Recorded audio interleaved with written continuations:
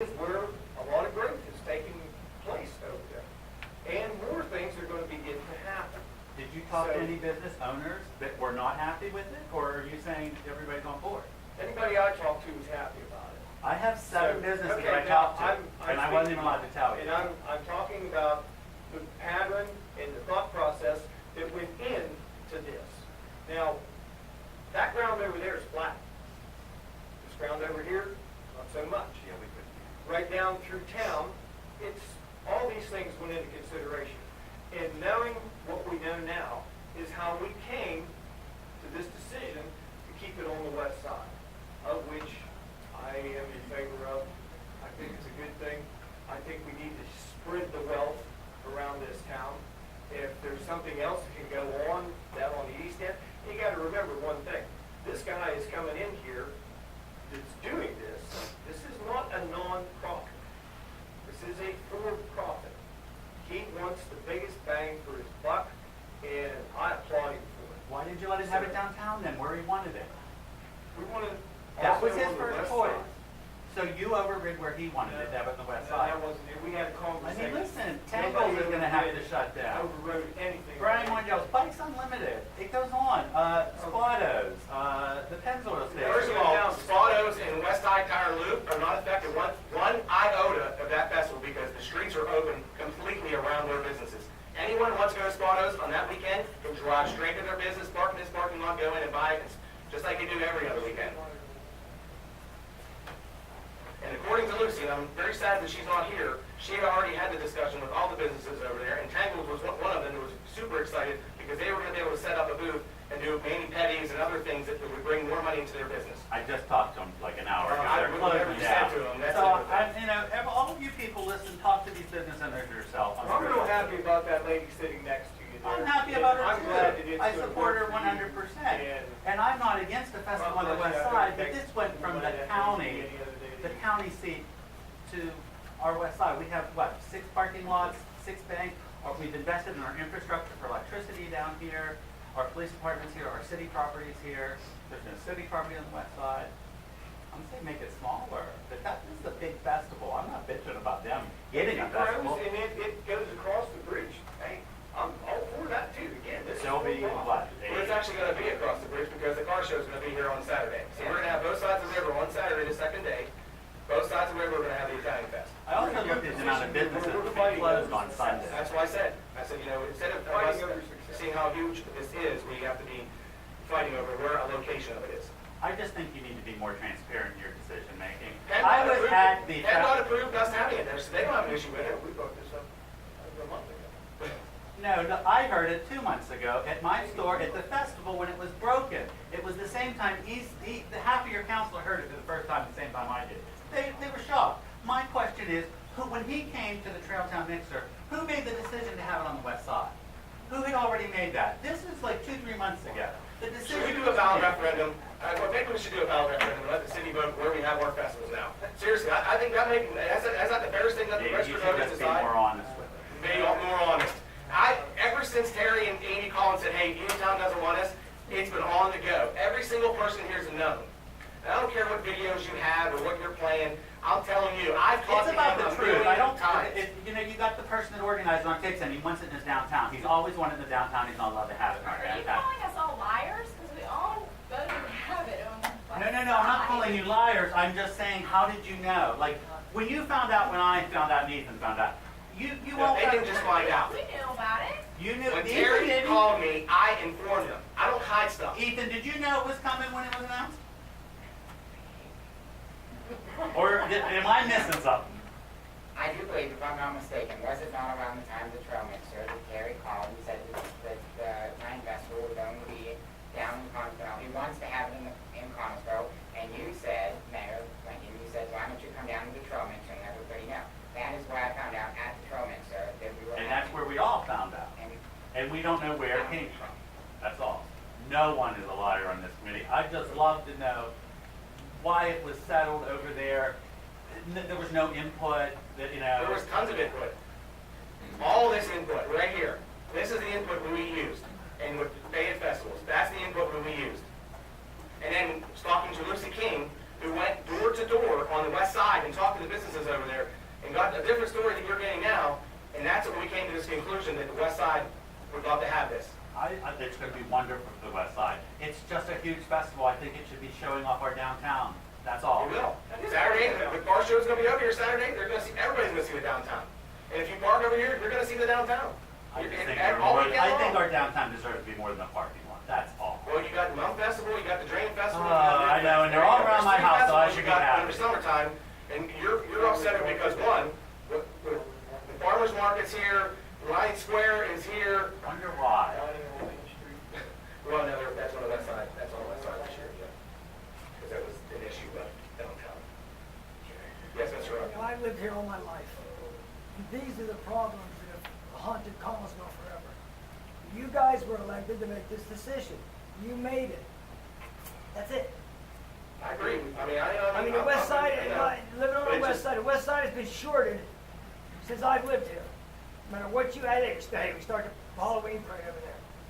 But that's it. I mean, everything else you take in, everything's in downtown. And if anybody takes a quick look at downtown, it's over there. Because that's where the businesses are. He's right. He's absolutely right. Downtown's dead. The west side is really lucky to So have why the would we bike bring trail. people into it? I know. Why would we bring people into our downtown, sir? Over there. That's right. Keep it over there. It's ugly down I there. like the decision. Anyone else? Okay, thanks, Jeff, for coming in, appreciate it. No problem. We'll be Okay, Karen, you are up. Hi, I'm Karen Parlak, I'm a city resident, and I'd like to address the council and mayor tonight and residents. My concern is about the measure you're voting on tonight about the vandalism in the park. And I get it, I know the vandalism's bad, believe me, I work in the ER, some of the kids that are doing that stuff, I see them. I know how bad they are, I know they're bad. And keep in mind, I have no teenagers at home. I don't have an agenda with anybody here. It's not that. I just feel it's just a little bit extreme. And I feel that the things that you have addressed are not really going to stop the bad things from being bad. I feel, for one thing, like the Wi-Fi. I go down to the bike trail. I'm down there, and I see the river park about every other day. I'm down the bike. I just have to go to the bathroom. So no matter where I'm at, I have to go to the river park place. So I'm down there. I've seen people on their laptops sitting at the building. These are the good people. These are good people that we want in the city. Good people in the park are going to be a deterrent to the bad kids in the park. The more good people you have sitting there, even if they're just sitting doing their thing, well, that's one table that somebody's not going to be up carving on because there's a good person sitting there. So I've seen, like I said, I assume they're local people. I don't know, sitting there with laptops just doing their stuff. They can call 911 if they see something. The electricity, I think that should be left on in the pavilions. I talk to people on the bike trail almost, every day I'm there. I've talked to people from Boston, Maryland, DC, talked to a guy who was biking from LA to New York. Now, how nice that if we have just that electricity there for these people that are traveling across states, and we have tons of them, tons, going state to state to state. How nice if they can stop and plug their phone in and charge their phone. I mean, that might not seem like a big deal to you, but if for them traveling, and with the Wi-Fi and the electric, these bikers, they all talk, they have biker friends, they do this repeatedly. How nice if our city is one of those little places where they say, hey, Connellsville's a neat little place. They've got this cute little park. You can get on your Wi-Fi, you can charge your phone. They've got the sleeper, the lean-tos to sleep. They've got the bathroom there. Everything's right there that you need. I just really think we should rethink having those things shut off. I think that's an asset. Tons of bikers. So the people I talked to today were from Murraysville, not from out of state, but out of town. And they come, I heard him telling his one buddy he comes through about twice a week. And I was telling them about our vandalism and about what we decided, and they had kind of the same reaction I had. They thought that was just a little extreme and not really going to address the issue. The police got to catch the bad guys. The cameras are great for that. The cameras are golden. If you need to put more cameras up, put more cameras up. I understood that's what caught the caboose people, the cameras. and a few other things that we've solved just recently. Hey, put more cameras up, put lots of signs up, let everybody know you are on camera everywhere there. Go ahead and do it. Go ahead and see how long it takes us to catch you. But, you know, and for the teenagers, you know, there are so many good kids in this town. There are so many good teenagers. And teenagers by nature and by normalcy don't want to hang with their parents from 13 to 18. They just don't. They're not going to be saying, oh, Mom, come to the park with me while I walk through the park with my boyfriend. Or, oh, Mom, a bunch of boys, come with us while we go and run on the trail and then hang out at the pavilion. They don't want Mom and Dad with them. They should be able to do that. This is our park. It's our town. Our kids should get to use it. The good kids should be allowed in that park. Till 9. I mean, 9's a perfectly reasonable, hey, everybody out. But I think you should reconsider allowing our good kids in this town, tons of them. Again, I don't have a team, so, I used to take my, one son, when he was even a young teen, 12, 13, he had a friend, they wanted to go fishing. I'd take them down, drop them off for an hour, go pick them up. With this new resolution, you can't do that. Again, if somebody who lives just a couple blocks wants to pick you up with his boyfriend or girlfriend through the park, you can't do it after 6. In the summertime, that just seems extreme to me. It just seems extreme. I'm just, again, nothing personal, just picking up the good kids in this town. If they want to go searching for Pikachu and Pokemon, they want to go Pokemon Go playing in the park and they're a couple of 14-year-olds, they ought to be allowed to do that. I mean, it's our park. It's a good thing. It's a great thing. We've got lots of good kids. I know we have to do something about the vandalism.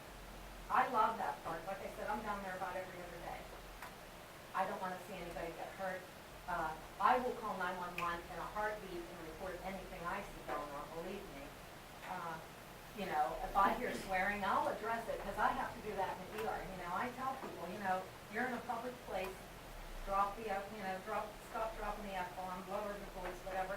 And if they say something to me, I'm calling. I don't care if it's technically a broken law or not. If it's people harassing people at the park, you can at least talk to them, right, Bill? I mean, you can show up and say, hey, what's going on here?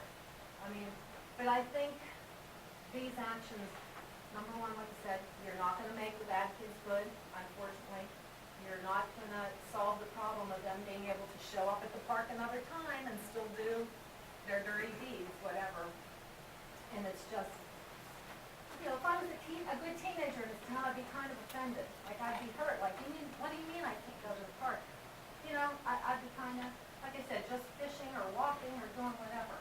I think the good police work, and we were on the trail today, and I know, like Mr. Ruck said, I know what kind of people we're talking about that are causing trouble, but like we were down there today biking, I saw a mom and kids, someone I know very nicely in the park, I saw someone just laying on a blanket, there were people launching at the boat launch, we didn't, that was, 11:30, 11, and there was nothing bad going on.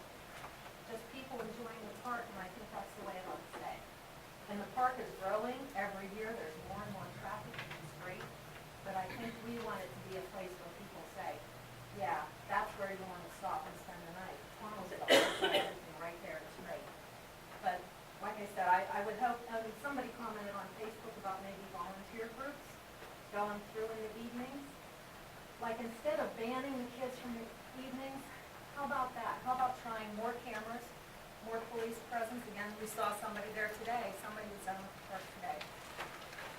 And, maybe these volunteer groups, maybe we can put off the banning of the good kids, and the shutting off of the electric and the lights. So that's just my opinion, but thank you very much. Thank you for coming, Karen. Thank you for Karen. coming.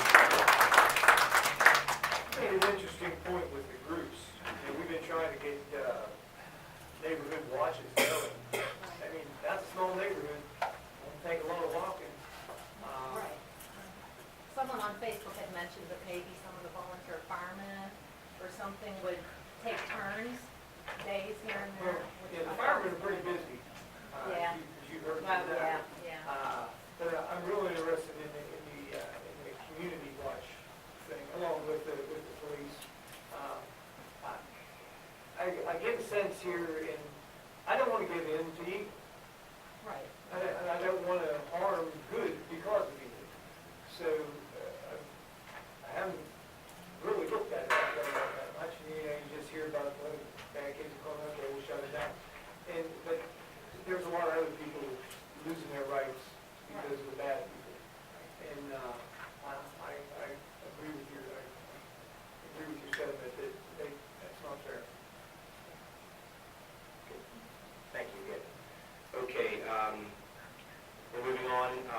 Street Treasurer Bruce James is actually cannot make the meeting tonight. He did promise he'll be here in August. ADMS is receiving a national bronze award tonight up in Uniontown, so that's where he is attending that. He is on the board of the ADMS, and he was there attending that. Don't see our controller. Blaine Brooks is not here also, so we're going to move right on to correspondence. And I see we have Fayette County Cultural Trust is asking for street closures for their festival downtown on September 10th. Be resolved by the City Council of the City of Collinsville to close Crawford Avenue between Arch and Pittsburgh Streets from 7 a.m. to 6 p.m. on Saturday, September 10th, 2016 for the On a Month Festival. Pending review and approval of Police Chief and Fire Chief. I so move. Is there a second? City Clerk, take the vote. Councilman Corkett? Yes. Councilman Zan? Yes. Councilman Keenan? Yes. Councilman McIntyre? Yes. Mayor Lincoln? Yes. Okay. And then I see something on here for Congo Patriots. Yes. We're having a Warriors Rock. It's a November 5th.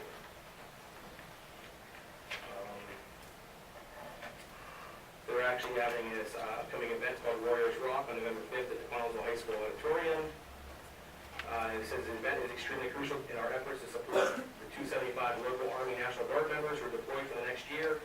Normally we send packages 4 times a year, but we are hoping to be able to send them 6 times since these men and women are members of our community and many of our families. And it says Warriors Rock is a night of music and renewal of patriotism that will make you a follower. Gary Rock Band and Studio E Band, one of the top private event bands in the country, have produced a show that will knock you out of your seat for 2 hours. You can, let's see which I need. Okay. I know the Patriots have they have a website, and also you can call them on 724-322-1494 for more info. Okay, we're gonna, oh, here it is. There's different layers of, sorry, it's into 2 pages. There's different levels of donations and sponsorships, what they're looking for to help cover the cost of the event to raise money for their program. So it's Kim at studioentertainment.com. You can email them, or you can check out warriorsrock.org, or you can call Ms. Shear at 724-322-1494. Okay, we're going to approve the minutes from June. Be it resolved by the City Council of the City of Collinsville to approve the minutes from the June 21st, 2016 City Council meeting. I so move. Is there a second? Second. City Clerk, take the vote. Councilman Keenan?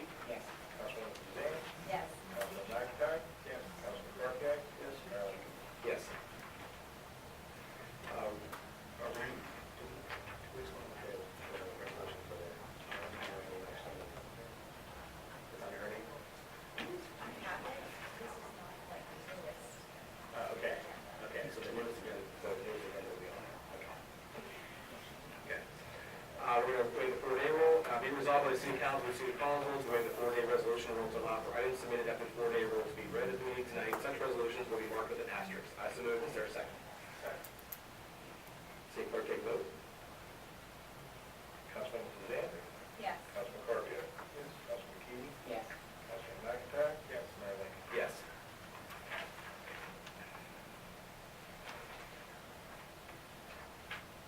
Okay. We're going to move into the police department report. Chief, you want to come up here? Maybe you'll stand here and have a discussion.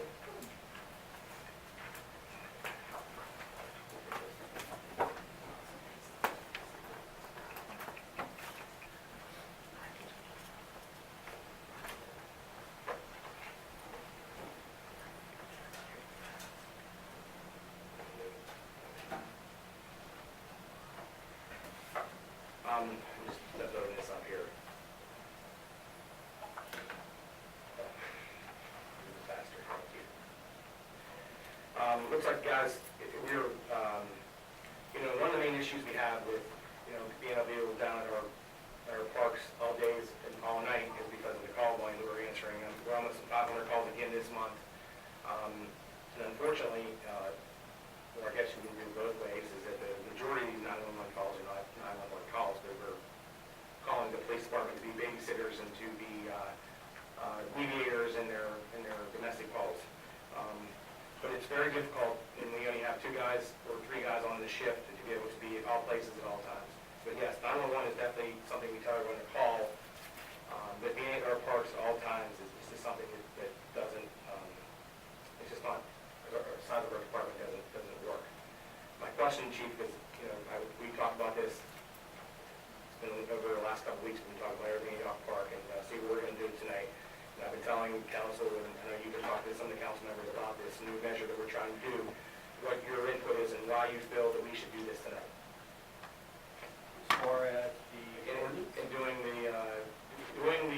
having a resolution, temporary resolution, to have a curfew time down at Yawk Park for juveniles, and also having us install loitering signs in the park. No loitering signs in the park. Well, the way I look at it, with the curfew thing, personally, I don't want to see everybody get penalized. I mean, good, like was mentioned here tonight, all the good things. How do we go about getting around that?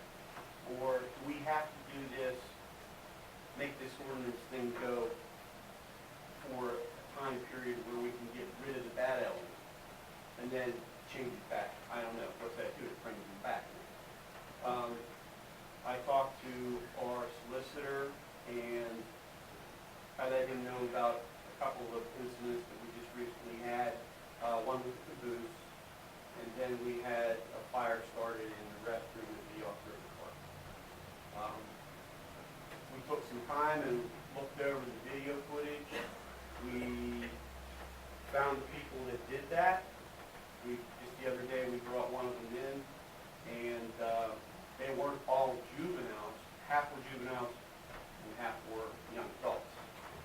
So we got a confession. We got 4 people that are getting arrested probably in the near future in a couple of days.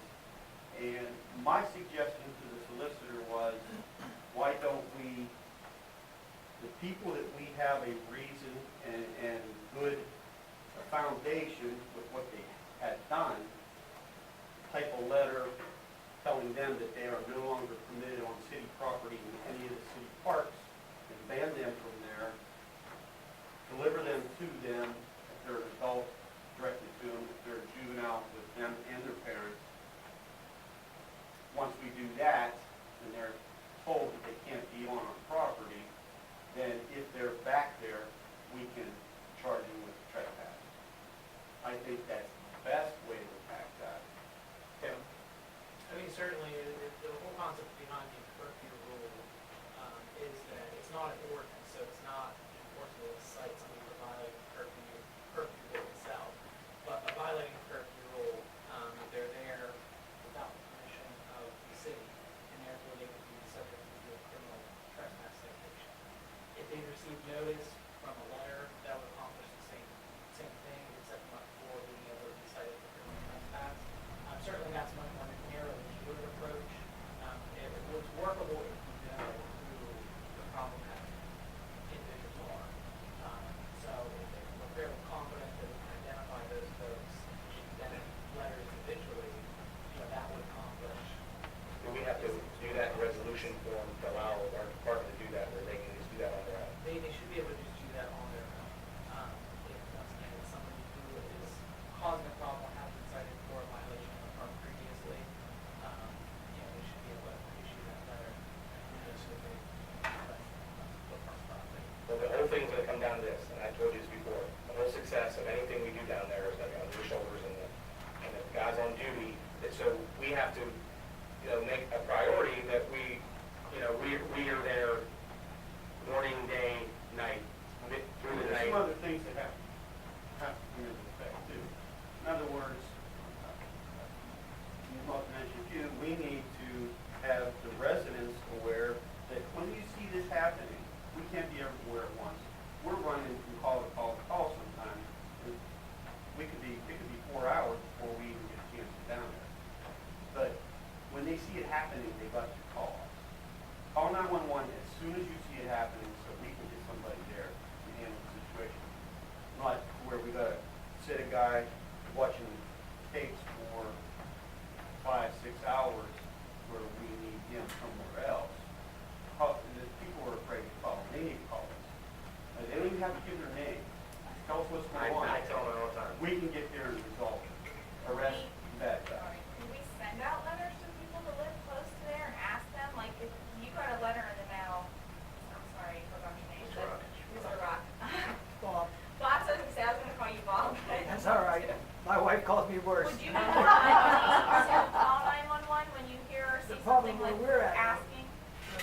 The problem where we're at is we only see the people going and coming. You really only have 2 properties. I think one belongs to Tremba, and the other one's a vacant house, I think belongs to Gino Gallup. And then his house. They're the only ones that actually have a view of the park. Well, I think, too, if we put something in the newspapers, that would solve that problem. Another thing I'd like to see is all the brush that's down there, we clear all that out so we can have a clear view of what's going on throughout the whole park. It would be easier for us to enforce it. They wouldn't be down there hiding behind. Well, definitely, that was an issue we want to discuss with the sector because that's their property there where all the tree line is, about going down there and removing all the brush and the weeds that are not trees there and opening that up. Because they're definitely going down, I mean, there's a path. Right. It's beaten down, I mean, you can tell how often they're going down in that riverbank there. Right, but That once river- that's opened up and we can see, then we can enforce that and tell them, hey, there's not a launching dock, it's over here. I think we can have more of a presence there. I want to get the opportunity to time it down there. I'm going to implement a schedule where they have to be down. When they're not answering an emergency call, they're going to have to make a couple of passes through there. Yeah, and definitely, and if we could be any kind of foot patrol too, also. Sure. That's more effective anyhow, right? You can see, you can get on top of it and see what's going on. If they see something. Right. I just didn't, so are you suggesting that we do not do a curfew, and we go with what you're, Well, that way we can target the people that we know, the bad ones that are causing the problem. We can target them and keep them out. That's the goal. What about the loitering sign that you and I talked Well, about? Would that give it What do any you more consider, what do you consider loitering? I mean, Well, people go to the park, they go and hang out. kind of loiter at the Everybody park, be loitering. Well, I think loitering with me would be them, a group of kids sitting on top of the picnic tables, running through the pavilions, using foul language, yelling at other park goers. That's not even That's loitering, and that's. disorderly conduct. It'd be Well, if painted, they're sitting around, it'd be they're- painted over Yeah. in 2 hours and putting it up. Yeah, but the guy that gets down with the computer and says that he's typing, that's kind of loitering too. Or somebody's going down to have lunch, that's kind of loitering too, hanging out, back on fishing, that's kind of loitering. I know what you're getting at, but We just want to make sure that you all have whatever tools are necessary. We You want can- You you- can make arrest or cite people in the park that look bad. But I think with my idea of just sending out, targeting the bad people once we find who they are, and maybe some more cameras